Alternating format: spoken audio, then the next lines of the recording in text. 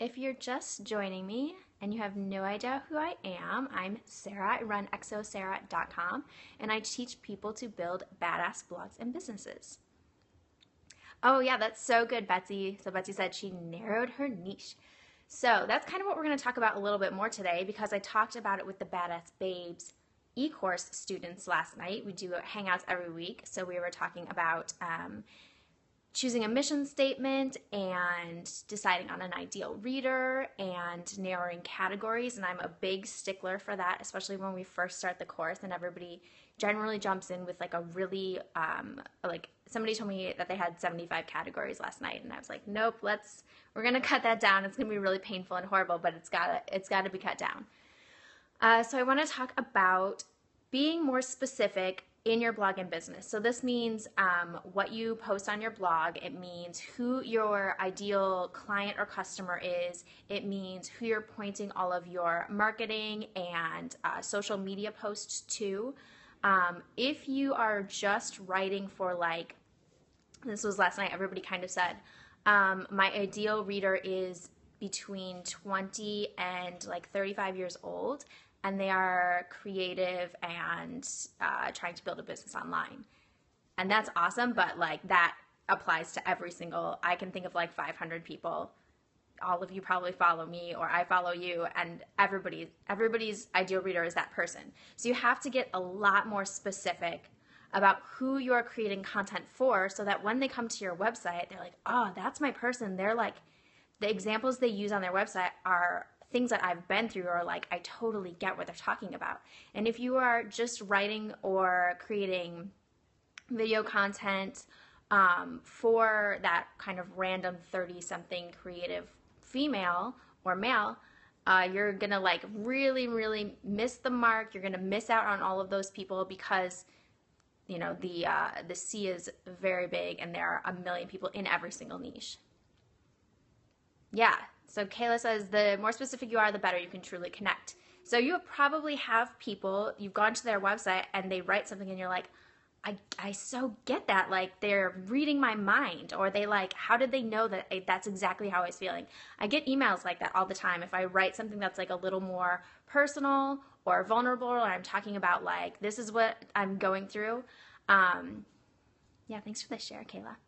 I get emails back on those more than all of the other ones that say like, you're reading my mind. Like I realize that you didn't write this email just to me. I know you sent it to your entire list, but like, this is what I'm going through right now.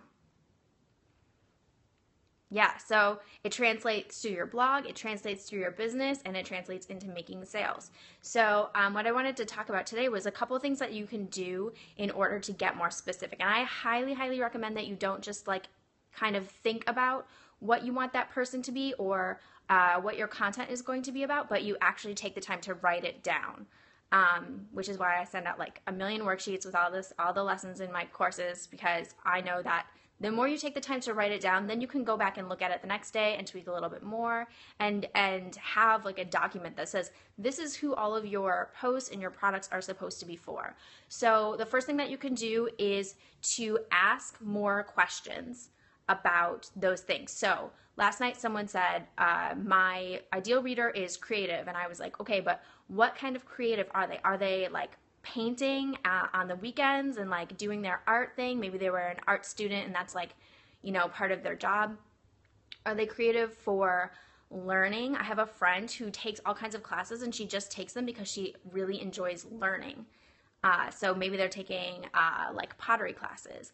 Or what we came up with for her was that she wants to gear her content towards someone who is creative with technology, which is completely on the other side of that. So you have like the painter over here and then the person doing, you know, finding apps or finding like cool things that they can do, cool websites. I just realized that I was going to shoot this video sideways and now I'm like losing my train of thought because I was going to put it on YouTube, but I'll still do that, but still. And I can't, my tripod is really crappy, so if I try to turn it, it'll be a hot mess. Yeah, so those are like two totally different things, and she was kind of sitting in the middle going like, everyone who is creative doing anything should read my blog. And that means that probably less people are going to stick around because they don't really feel connected and it's not like really hitting that specific thing that they are working toward. Yeah, makes sense? Hey, Fiona. Okay, so the other thing that I force all of my badass babes to do is to set an end goal. So if that person is being creative and they are painting as their like creative outlet, what is their end goal? Are they looking to like sell their paintings? Are they looking to improve their technique? Are they looking to just feel more inspired? Are they doing it as stress relief? Are they doing it as a way to connect with other artists? You have to have a specific goal in mind for them, because each of those different things is going to point you in a completely different direction. If they're looking to connect with other artists, then building a community around your blog and doing things like Periscoping and maybe doing like a Facebook group would be a really good way to, I feel like those are all coming from Kayla because she's all about building the community. That's a really good way to gear them in the right direction. That doesn't make any sense. Gear them in the right direction. That wasn't the right sentence. But if they want to learn, then maybe all of your content is like tutorials or techniques or walking them through your own process. So by being super specific, it helps you create better blog content, and it takes less time to figure out what the heck you're going to write about. Because I know that's one of the big issues people run into. Either they don't have time to write, or they have time, but then they go to write and they're like, oh, yeah, I don't know what to write about now. Or they like, you push it till 9 o'clock at night and you're like, I totally am going to write something for tomorrow. And then you sit down and you have no ideas. So if you have a really specific person and their goal in mind, you can pick one of those steps that they're going to hit along the way and write about that in a blog post or an email, or you can do Periscope or whatever your thing is. Yeah, does that make sense? Is that helpful? I got one heart out of that. Oh, there we go. I blog once a week. I write a new post. And then I do like a link roundup on Sundays. So I just write a little bit about whatever I've been doing that week, and then I share links from other people. So you don't really need to create brand new content 5 or 6 times a week. I did when I first started out. If you have nothing on your blog, maybe that's what you want to do. You want to like take like a whole weekend and write 5 or 6 blog posts, and then you could do like 2 or 3 a week. But once you get going, or even if you're just trying to figure out how to fit all of this into your schedule, you can totally write 1 single blog post a week. But don't make it like a 200-word blog post. You have to actually put some like photos and links and good content into it. How often do I email broadcast? Once a week, unless I have something good going on. So I have a webinar tomorrow with lead pages. And if you want to register, it's tomorrow morning. It's 10 a.m. Pacific time, 1 p.m. Eastern. We're going to talk about email marketing and growing your list and how to kind of like put together a marketing plan that doesn't mean you're spending hours and hours every single week. So oh yay, I'm glad you signed up. I will put that on exosarah.com/scope. It's not there right now, but after I'm done, I will go ahead and put that link in there for you guys, or like look at any of my social media and there's probably a link in there as well. Yeah, so I write a Monday email. I try to write a Monday email once a week, and then usually if there's like a webinar or a giveaway, or if I have a open registration, then I send out more emails. Thanks. Yeah, so I'm a quick Periscoper. Do you guys have any other questions? How are your I'll stick my replay on YouTube and then put the link on exosarah.com/scope. I feel like that's the easiest way. Just one link, always one link. You guys can totally steal my idea, and then you don't have to like make a ton of bit links unless you want to track all of it. But I like super easy peasy. How long have you been blogging? I've been blogging for 20 years this year. Yes, somebody gave me internet access when I was like 13, and I got very hooked on telling people about myself on the internet, which is weird. Yeah, 20 years. Whoever said, will there be a replay of the webinar? Yes, I believe so. Usually, you can just go to the same link. So if you register and you go to the same link, here's this secret. The same link is the live link and the replay link are always the exact same. Oh, cool. I'm glad you found me on Pinterest. I love Pinterest. Awesome. Does anybody have any other questions? I feel like this was the fastest scope ever, and I There's no way to look at the time on here. I don't know. Yeah, so to recap, my favorite social media platform is Pinterest. Yeah, so Pinterest brings in like 90% of the traffic to my website. Pin to multiple boards, so one pin goes to multiple boards. Like I have like 20 boards that I put every single blog post into. And then I pin like usually 15 pins a day. Or if I have, like I had the Badass Babes registration open, I bumped that up to like 30 pins a day. So that was like 80% my stuff, 20% other people's stuff. Or no, 80% from other people, 20% my stuff. Yeah, 90%. Pinterest, once you figure it out and get going, it is amazing. Like it brings me more traffic than search engines, Facebook and Twitter combined. Yeah. Somebody said something about mompreneurs was their niche. So you need to be more specific. Are they mompreneurs that have toddlers? Are they mompreneurs who have kids who are already out of the house? What is their end goal? Do they want to build a business that is affiliate links and they just want to pay for like, you know, their random Amazon purchases and their hosting and hiring a web designer? Or are they looking to make big bucks? Are they going to have time during the day to do things like webinars? Are they crafty, creative mompreneurs? Are they like home improvement mompreneurs? I'm like not in the mompreneur niche, so I don't know what the mompreneurs are up to, but that's the same thing. That's like saying, I want my audience to live their best life.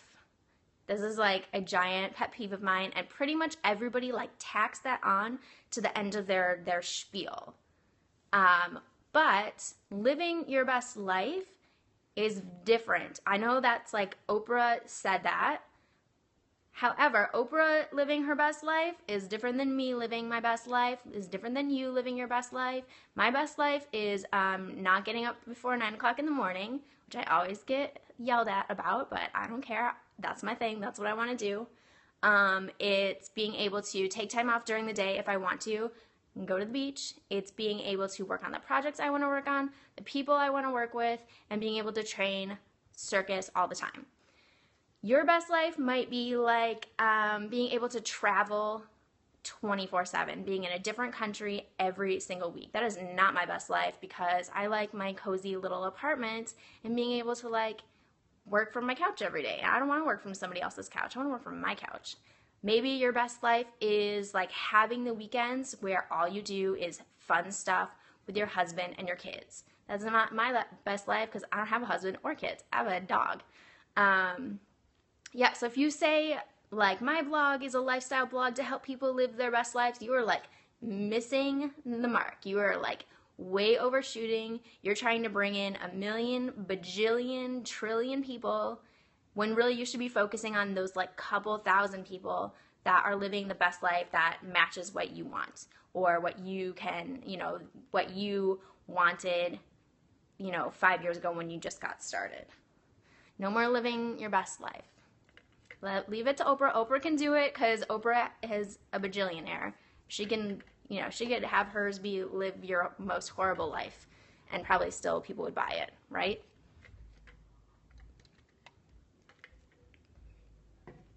Okay. Cool. So, my phone battery.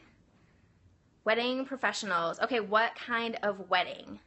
Are you rock and roll bride wedding? Are you like country cabin in the woods wedding? Are you like a classic J. Crew wedding? What kind of weddings? This is what I do all day with the Badass Babes. I yell at them until they get more specific about what they're putting online. Who else has a niche? Let me yell at you. Nobody else wants to share? Did I scare you? I'm very nice. I'm just very stern. I want you to get like all the followers you can get.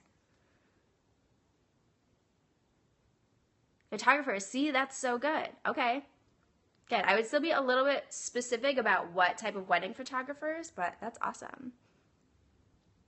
Photography and graphic design for bloggers. Okay, so you can kind of think of the same way, like what is the style? Because there's a million different, like pretty pink pastel designers. Do they want like handwritten text and hand-drawn graphics? Do they want just like super clean, crisp? There we go. That's good, Lynn. Much better. An ebook for beginners. Brand your blog. That's good. So is beginners, I would think of like the age range and then also like what their lifestyle is depending on how much time they have. So does that mean they're going to be able to sit down and work through 5 hours of video, or do they have 10 minutes in their day to like figure out one tip and apply it to whatever they're working on? Cool. I like that. Yeah, but with everything you have to be super, super specific. Like give your person a name, talk about how old they are, how they spend their days, how they spend their weekends, what struggles they're dealing with. Exercise sheets. I love that. So one thing I will tell you, a good tip, is that when you create a course, this is like totally off topic, when you create a course, be aware if the person has to make a purchase in order to take your course. So like when I designed my Photoshop course, I priced it in a way that made purchasing Photoshop not like a crazy other expense.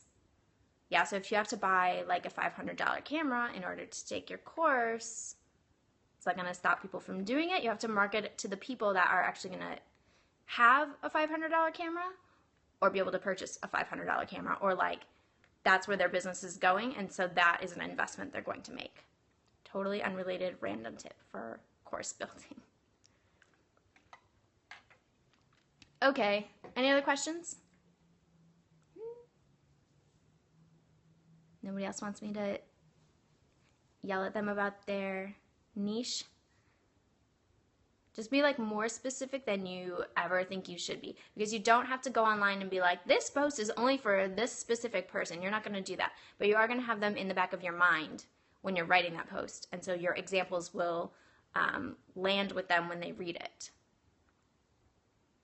Yes, awesome, cool. If you have any questions, hit me up on Twitter. It's XOSarahMorgan. And I will put all of the links and the link to probably the video of the replay at xosarah.com/scope, which is where you can find all of the information on any scopes that I do. Cool? All right, have a good day, and I will talk to you guys next week. Bye!